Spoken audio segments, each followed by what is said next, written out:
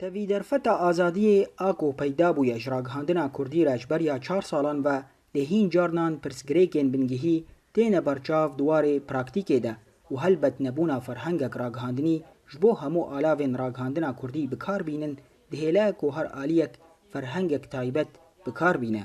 Wisa ji dêl ve ku zimanê ragihandinê bibe yek ber bê parçebûnê ve diçe. ê bîner hebe, ê xwendevan hebe, ê bi ragihandinê jî hinek interesî wî û ihtimamatî wî hebin, wenda dibe. Dibe çareseriya wê dibe hinekî pispor berî her çî di ragihandinê de û hinekî pispor zimanê Kurdî de bi hev re rûnin û bigihên ser tiştekî ser yek nerînê, bikêmanî heger siyasî negihên hev, ê di mijara ragihandinê de kar dikin, ew bikin û muhawele bikin, ew bigihên hevdû û çareserîkê ji wêr bivînin. û ji ber ku ev pirsgirêk girêdayî ye pirsgirêka zimanê Kurdî û nebûna navendeka zimanê Kurdî da ku ferhengekê bipejirîne li ser asta Kurdan bigiştî, tanha ev pirsgirêka ragihandinî hatiye piştgohkirin. او خلافات جواکی و ای سیاسی ایک ناف کرداد دهیل زمان جدید کرد. یعنی رو میبینیم برای وافرنگه قدر کرد. مصطلح قدر کرد ای صحافی و قنوات کردی و مؤسسات کردی گیش التزامی بکن.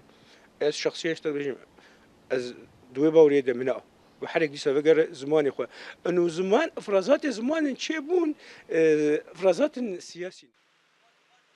لیدوان دمی داوی ده ایدی دا خوازین جدا جدا چش کسین گودوار راگهاندنی دا کار دکن و چیش کسین زمانزان دا کو چاره که ببینن جوی پرسکریکا کو باندورا که خواهی سر گهشتنا نامه راگهاندنی.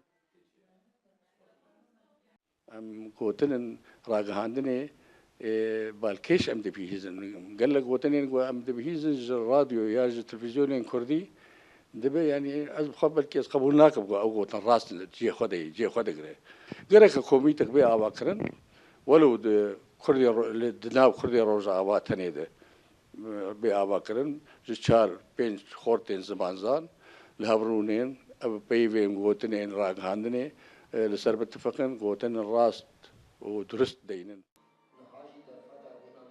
هلبت هبونا ناوندک زمان لسر آستا کردان بگشتی و ببه سدم دا کو زمان راگهاندنا کردان جی ببه یک لینبونا وی ناونده جبر سدم سیاسی نای واتیا گودوی اف پرزگریکا راگهاندنی بمینه بیچاره.